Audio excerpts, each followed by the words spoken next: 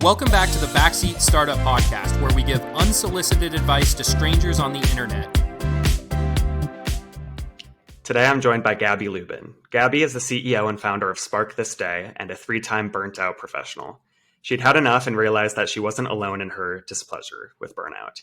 Leveraging her 6 years in wellness and intervention programming, as well as her master's in adult development and behavioral change from Harvard, she started Spark This Day to co-create a world where burnout is the exception, not the norm.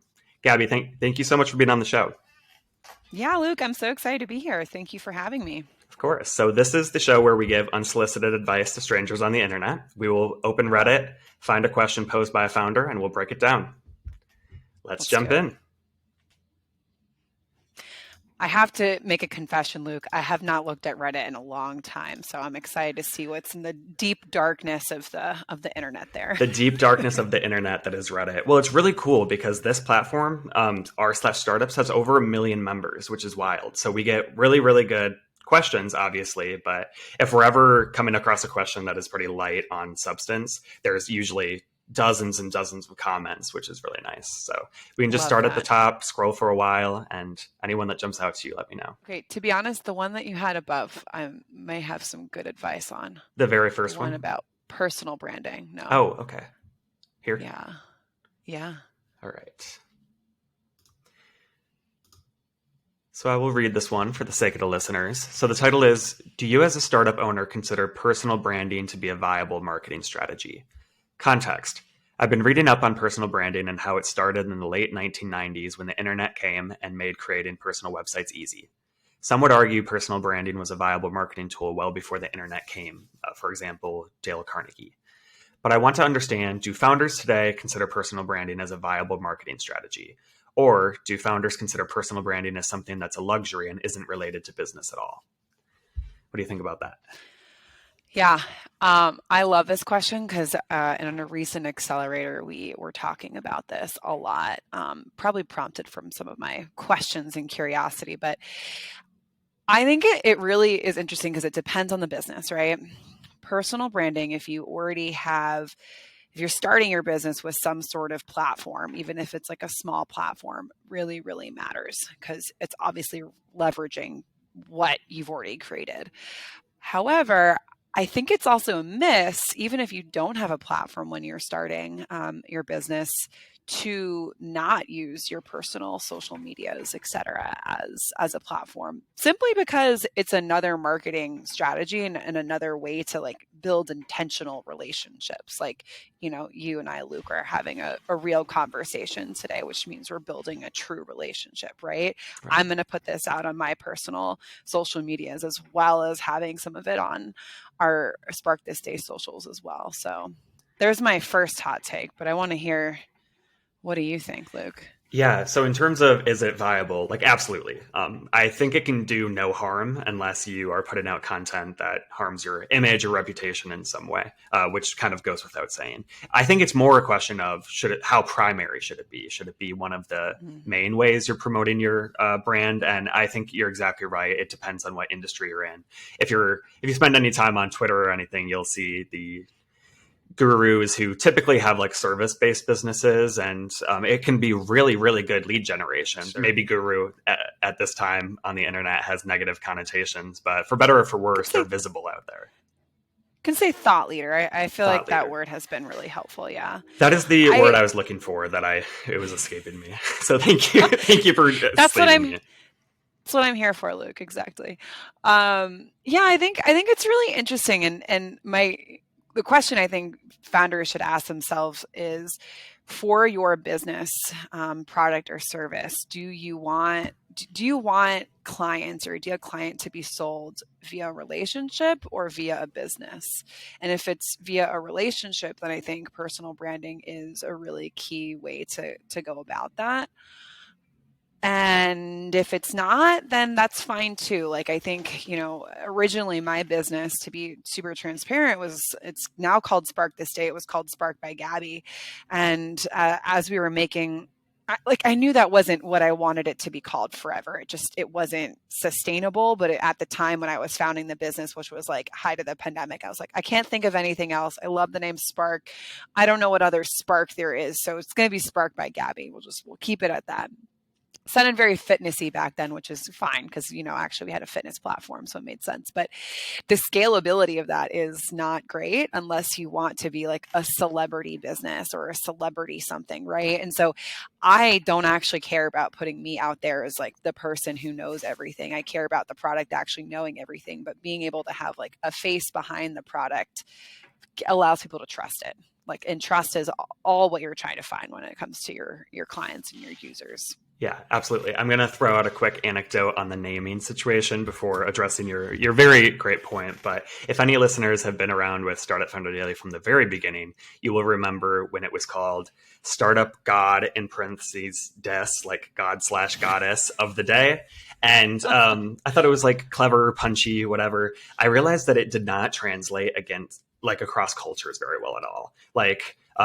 I had some of like the international audience be like, what do you mean startup God? Like, I don't get that. And I realized that's very like a kind of like a memeified American thing. I was like, oh, like, I certainly don't want to have anybody left out of what we're trying to do. And the name I certainly don't want the name itself to turn people off. So shortly after we transitioned to Startup Founder of the Day, and we have been Startup Founder of the Day ever since, but here we are.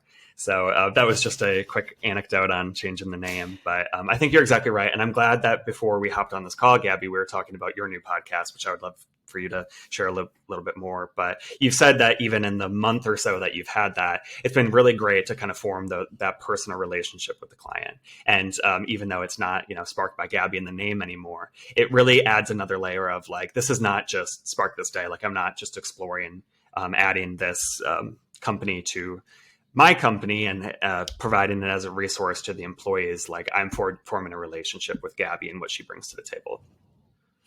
Exactly. And I think it's been really helpful for the podcast. I didn't call it, and it sounds like similar to what you've been doing. I did not call the podcast the Spark This Day podcast. It is called Capital P and People Work. So it's trying to target our target client, essentially, right? Getting HR or people professionals to listen to it, and then obviously providing content that they want to listen to that would be helpful for them. And I think it was really helpful thus far, at least, to have named it something that's outside of me, that's outside of the business even, but that works within the business, right? Because it allows me to provide value without feeling like I'm selling, which I think is kind of similar to, I think, what this question is asking, like, can you provide value without selling? And that's where I think the marketing strategy for your personal branding comes in, because you should not on your personal social media just like try to sell and always talk about your product or the business. Like, it's more about talking about the pain point or conversations that are in popular culture around the pain point, or, commenting thoughtful things that would be helpful for folks from your name. So I think it's really helpful to think about your brand in like different layers. Definitely. That was a really great point on two fronts. Like, if you're creating a profile, whether personal or for your business, that is solely dedicated to marketing and selling, I don't think it'll grow very large. I mean, I think you're just going to really limit yourself in terms of the growth you can see. But also, you're not forming those genuine relationships. Like, genuine relationships come from offering first and building that relationship. And I think you would know this better than I, but there's a cognitive bias that goes something like, people feel a lot stronger and have a much stronger connection when they feel like they were a part of building something. And I think that's why over the last year or so, we've seen like the build in public movement become so large. If any of you have seen that on Twitter, people are sharing the highs and lows of their businesses, branding it as building in public. And it's been really cool. You get an insider perspective as people are building their product and business, and it leads to a lot of new clients. People feel really invested in what you're doing. They look forward to the updates. If they were around from version 1 and all of a sudden you're at version 10 and you've provided feedback and seen everything that has come from that, you have this sort of buy-in that you don't feel if it's just kind of a unidirectional relationship. Yeah, I couldn't agree more. Similarly, 2023 has definitely been a all hands on deck when it comes to different social media platforms, for us to just be getting our message out there and, working more towards that thought leadership component. And I've had multiple just friends of mine who are, like actual friends who happen to follow me on multiple platforms say like, wow, like you're really putting yourself out there. Like you're doing so much work. It looks exciting, and you've inspired me to start putting myself out there in certain capacities as well. And, not that we're, as a CEO or founder of business or whatever you're doing, we're not just putting it out there to like inspire people to like, be bold. We also want people to buy what we're selling. But I think it's really a good sign to just not be afraid of sharing about what you're creating and seeing what kind of relationships can be created as you do that. It's just dumb not to put it out there. Like you have so much content that's in your head, like share it with people, see what comes about it.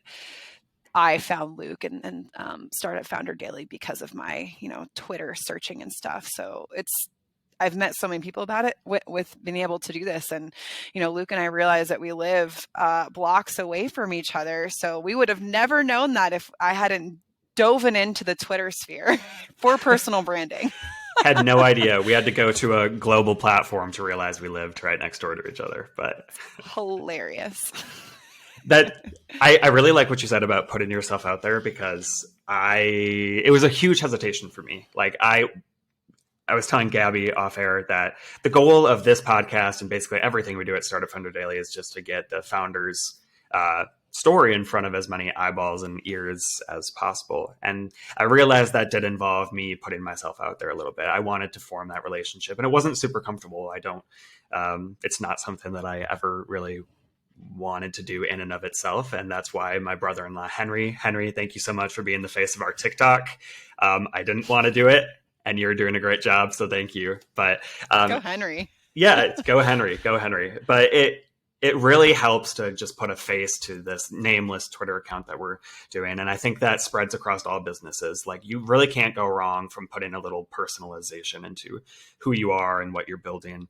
And it can be like a pretty low lift. Like there are some people who social media marketing is their primary go-to-market strategy. It's the primary lead gen, and they're all about it on there all day. But it doesn't have to be that way. I mean, it can be as simple as if you see something really interesting, like comment and explore what they're posting about, what they're talking about, engage with them, even send a quick polite DM. People are more likely than you realize to just respond to that sort of relationship. It can be a really low effort, high reward mode of reaching out to people. Yeah. My only addition to that is you have to do it with consistency. If you half do some things and like try a little bit over here and try a little bit over here, and I'm totally talking to myself about this too, because it's just, it's hard work. Consistency is the only way that you'll be able to grow that thought leadership or grow your network or, get more comfortable with being uncomfortable and putting yourself out there. That's key though. That's a fantastic point, because I've definitely bitten off more than I could chew at times and couldn't follow through with the consistency. Like my ideas are always much bigger than my calendar will allow. So I'm like, we're going to push this initiative and this initiative. And when you're not able to follow through and have that consistency, those have been the lowest performing kind of features or initiatives that we push. So that's a really good idea. It makes sense to start kind of small and be consistent in the small things. And that also lets you kind of like A/B test what's working and what's not. Like if you realize that posting long original pieces on the industry you're working at to establish that thought leadership. If that's working, then double down on it and commit to it and do it consistently. If you're just there to form relationships and hop into people's comment sections and contribute and kind of mix it up with people there, then that's also a way to approach it if you're consistent. So thank you very much for that addition. Yeah, my key to that, and feel free to take this from me, anyone who's listening, or you, Luke, is I put it in my calendar. I have like morning, Monday, Wednesday, Friday, I do Twitter and LinkedIn. And then Tuesday, Thursday, I do Twitter and then content creation. Like I told my COO that I have to put out one Instagram reel a week, which now I'm like, do I really have to? But I am. And I put in my calendar, and then I may or may not do it that time, but at least I'll set a timer on my phone for how long I'm actually intentionally doing those things. Because it's really easy being on social media to get yourself lost in all these other things that you could be thinking about or doing. So having a timer is really helpful. And then like for my Twitter accounts, I've been essentially only following accounts that I actually want to see the kind of content from. For me, my personal Twitter account is not about me having friends follow me. It's about me getting the content that I want curated to my feed and continuing to find more people who I want to speak to.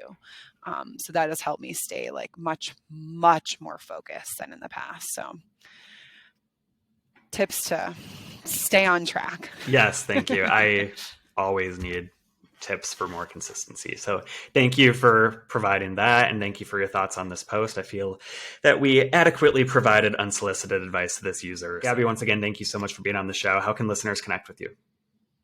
Yeah, clearly would love to connect with you on many social media platforms. So go ahead and follow me, Gabby Lubin, Lubin, LinkedIn, Twitter, Instagram, and those are the main platforms. We are not on TikTok right now, but would also love if you're interested in an employee wellness or building something in HR tech, future of workspace, would love to connect with you on that front, and or take a look at our business, which is Spark This Day.